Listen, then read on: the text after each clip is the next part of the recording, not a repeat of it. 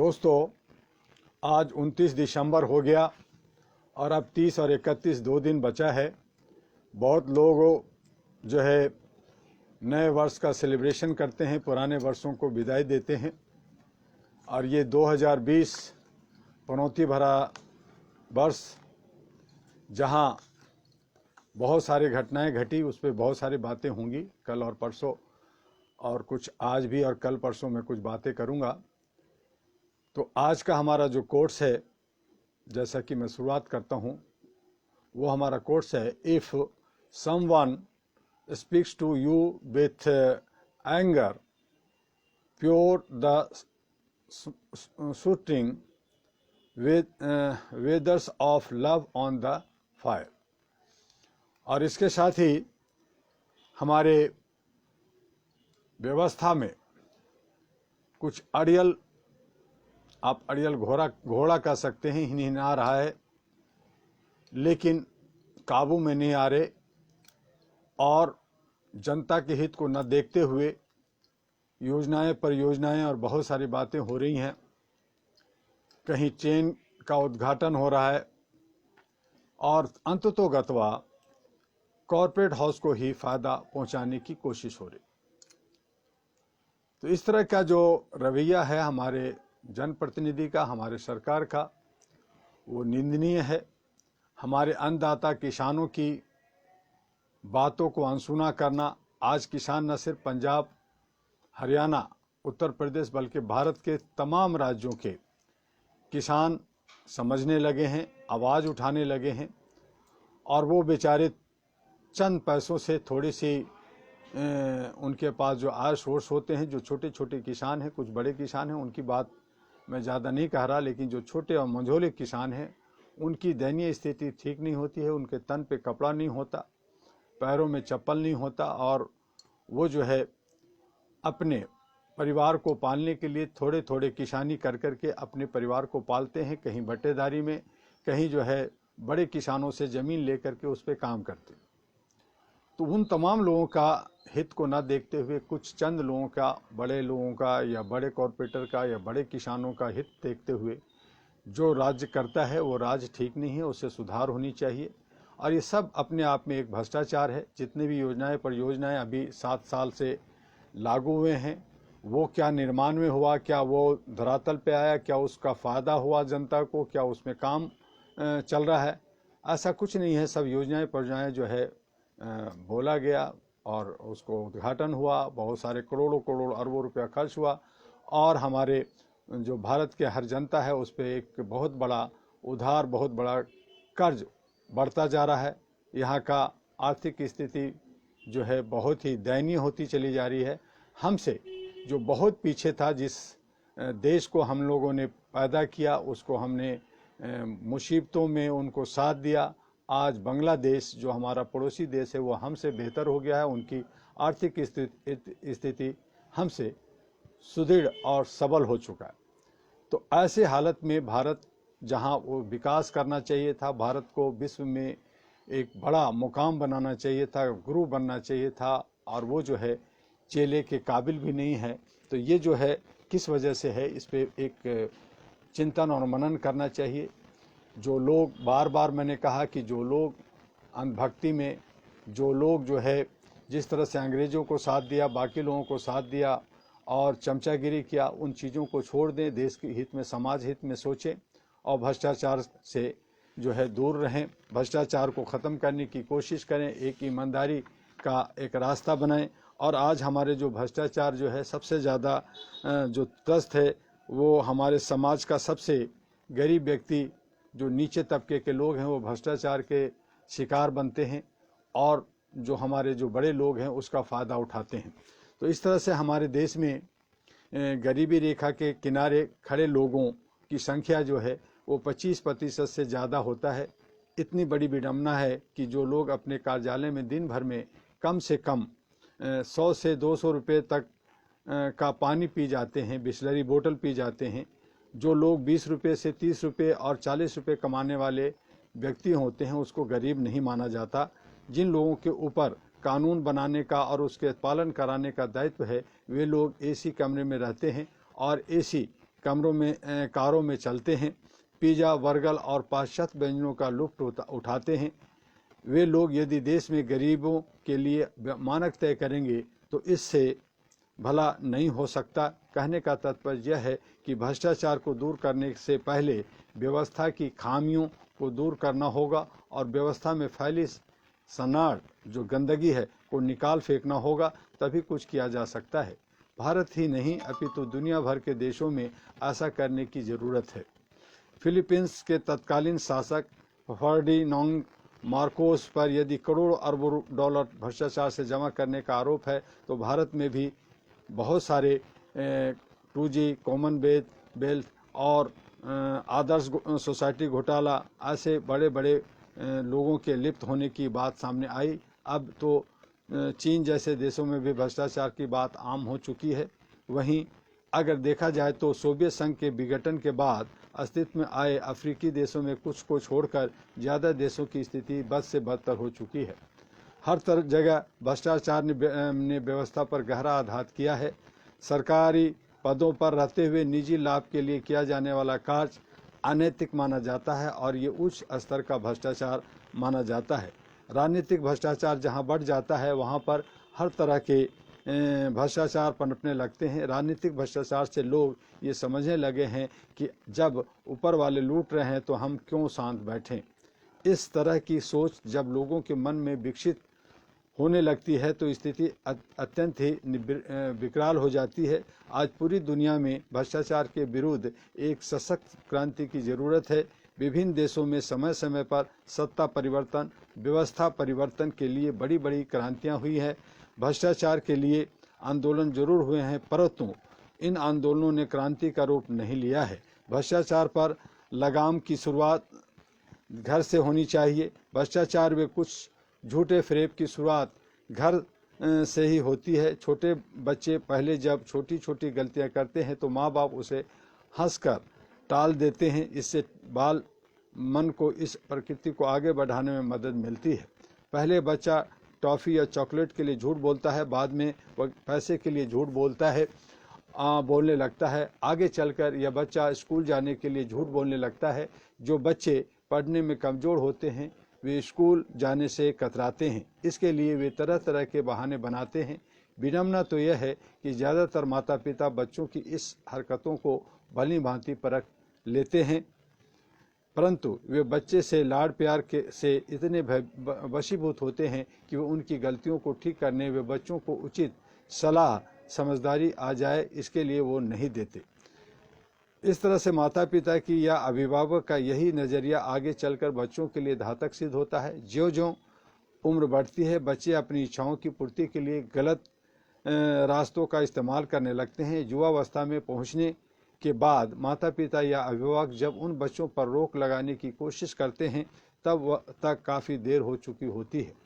यहाँ सोचने वाली बात यह है कि बच्चे को गलत राह पर जाने के लिए कौन जिम्मेदार है, माता पिता जिम्मेदार है या बच्चा स्वयं जिम्मेदार है। इस पर विचार करने पर यह निष्कर्ष निकलता है कि इससे में गलती माता पिता की होती है, क्योंकि बालावस्था में बच्चों का दिमाग काफ़ी कोमल होता है, उन्हें लुभावनी चीज़ें ज़्यादा अच्छी लगती है, भले ही वह गलत हो। यदि माता पिता बचपन से ही बच्चों को सच्चा इंसान बनाने के प्रति सचेत हो जाए तो तमाम तरह की परेशानियों से बचा जा सकता है। माता पिता की लापरवाही से यही बच्चा जो बचपन से में भ्रष्ट तरीके अपनाकर तोतली बातों से और बाल सुलभ हरकतों से अपना काम निकालता रहता है, आगे चलकर भ्रष्टाचार के माध्यम से समाज में आगे बढ़ने के प्रयास में लग जाता है।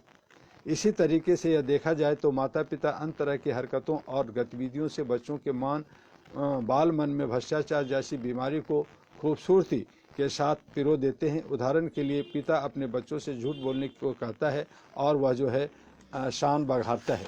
तो ये सारी चीज़ें जो है भ्रष्टाचार का हिस्सा है और आगे काम हो रहा है। हम इस पे जो हम लगातार आपको भ्रष्टाचार और मानवाधिकार जो हमने किताब लिखी, जो दूसरी किताब है, उससे पहले मानवाधिकार सुशासन की बातें आपसे की थी, भ्रष्टाचार होगी, उसके बाद मैंने आतंकवाद की किताब लिखी थी, फिर मानवाधिकार को लिखी थी और हजारों मैगजीन्स जो लिखे हैं उनकी सारी कोर्स आपको समय समय पर बताएंगे। लेकिन जो आज ये हमारे सिर्फ 2 दिन बचे हैं साल का ये जो पनौती वाला भरा साल, जिसमें बहुत सारे हमारे जो है मध्यम वर्ग को कमर तोड़ दिया, आर्थिक रूप से टूट गए। जिन लोगों के पास जो कुछ पैसा बचा हुआ था, कुछ सेविंग था, चाहे वो बीमारी के लिए हो, चाहे शादी विवाह के लिए हो, या अन्य कोई प्रॉपर्टी और कुछ और कामों के लिए हो, उन सब तमाम चीज़ें उनके खर्च हो चुके हैं। अब तो कुआं खोदो और पानी पियो की स्थिति में लोग आ गए हैं। और ये सब का सब कि जिम्मेदार आखिर होता कौन है? वही है जो हमारे शासक और प्रशासक हैं, जो देश को चलाते हैं, जो राजा होते हैं, जो हमारे देश के प्रधानमंत्री होते हैं, जो कैबिनेट मिनिस्टर होते हैं। तो ये लोग जो है जिम्मेदार होते हैं। जनता जो है भोली भाली होती है, वो तो कहती है कि भाई हमने अपना जनप्रतिनिधि चुना है, वो हमारे चौकीदार है, सेवक है, वो देख रहा है, और हमें जो है अपना खेती करना है, हमें काम करना है, हमें थोड़ा जो टैक्स देना होता हम दे रहे हैं, तो हमें जो है सुख सुविधा और शांति अमन हमें मिलना चाहिए। लेकिन उन्हें शांति नहीं मिलता। उनको जो है उसके बदले में उनको पिछवाड़े पे डंडे पड़ते हैं, उनको शोषण किया जाता है और उसको दबाया जाता है, और उनको जात धर्म ऊंच नीच और तरह तरह से अलग अलग कई तरह की रास्ते अपना करके उसको जो है तोड़ा जाता है, समाज को, और शासन चलाने के लिए किया जाता है। आज शासन जो है, आज जो डेमोक्रेसी है, वो आम जन के जो है बस की चीज़ नहीं रहा, वो बहुत दूर चला गया है। क्योंकि लोकतंत्र जो चुनाव है वो बहुत ही खर्चीला हो गया है। जो लोग चुनाव में उतरते हैं वो करोड़ों करोड़ रुपया खर्च करते हैं, करोड़ों करोड़ पानी की तरह बहाते हैं। हालांकि इलेक्शन कमीशन का एक मापदंड होता है, वो सीमा होती है, लेकिन वो सब जो है सिर्फ सीमा है, सिर्फ कागजों में है।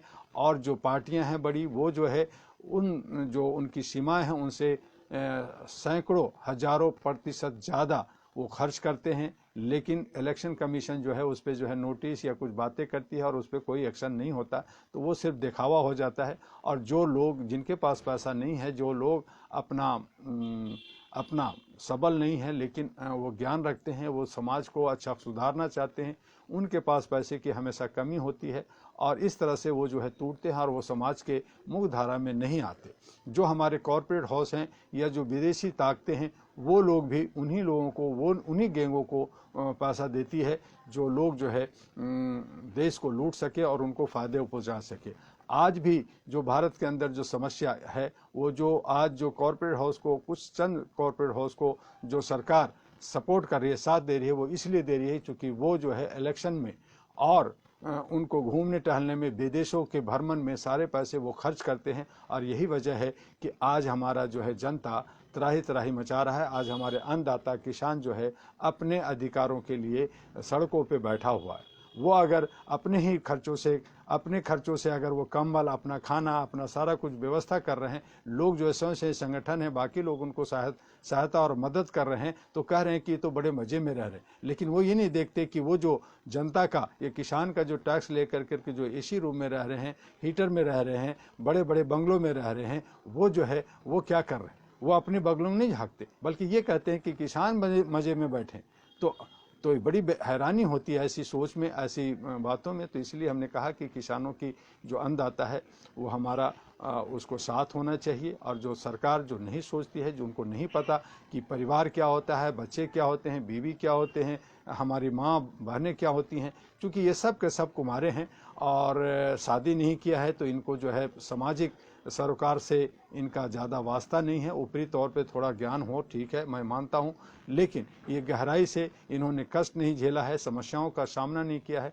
तो इनको जो है चीज़ों को समझना चाहिए और देश को आगे बढ़ाने के लिए समाज ना टूटे। ये जो जात पात या बाकी ऊंच नीच, ये सब चीज़ बेईमानी है, ये सब चीज़ें व्यापार और अपने सहूलियतों के हिसाब से लोगों ने बना दिया है। लेकिन हर मानव जो पृथ्वी पे है, चाहे वो कहीं भी हो, चाहे वो अमेरिका में हो, चाहे इंडिया में हो, चाहे वो श्रीलंका में हो, किसी भी देश में रहता हो, वो मानव है। और मानवीय मूल्यों को बचाने के लिए जो हमने all India human rights association ने और अहरा नेशनल पार्टी ने जो मुहिम उठाया, जो 1987 से लगातार काम कर रहे हैं, उसको हमने कहा कि सेव लाइफ ऑफ अर्थ, कि पृथ्वी के ऊपर जितने भी जीव हैं, चाहे वो मनुष्य हैं, चाहे वो पानी में जलचर हैं, चाहे वो हमारे जो वनस्पति हैं, उन तमाम लोगों की जीवों का संरक्षण होनी चाहिए। जो सिस्टम है, जो हमारे जो प्रकृति ने बनाया है उसको हम खूबसूरती से उसका आनंद उठाएं, लेकिन ऐसा कुछ नहीं होता और हम उस प्रकृति के विरुद्ध जाते हैं और वहाँ हमें जो है महामारी और तरह तरह की हमें परेशानियां झेलना पड़ता है।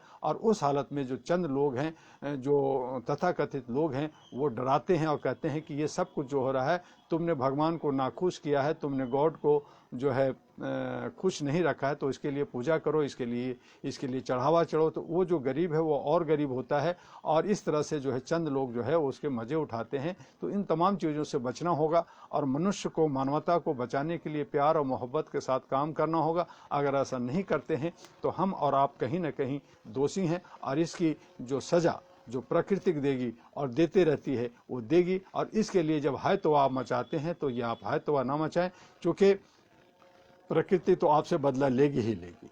तो इस तरह से आप हमको अब अच्छे तरीके से सोच करके आगे हमें बढ़ना है।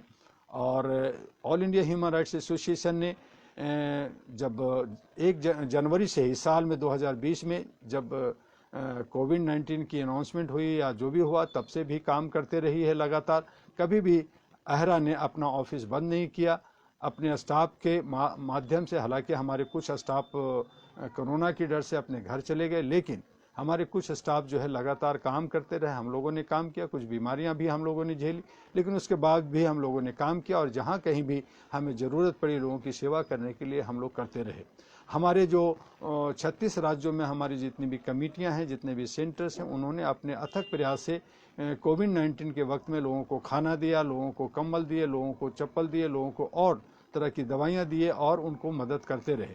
कई जगह कैंप्स किए, टेस्ट का मेडिकल टेस्ट की कैंप किए और करते रहते हैं। तो इस तरह से हमारे जो है कई राज्यों में लोगों ने अच्छे काम किए हैं। तो लगातार हम लोग जो है बिना डरे बिना सहमे जो है महामारी से हम लोगों ने मानवता को बचाने के लिए काम किया।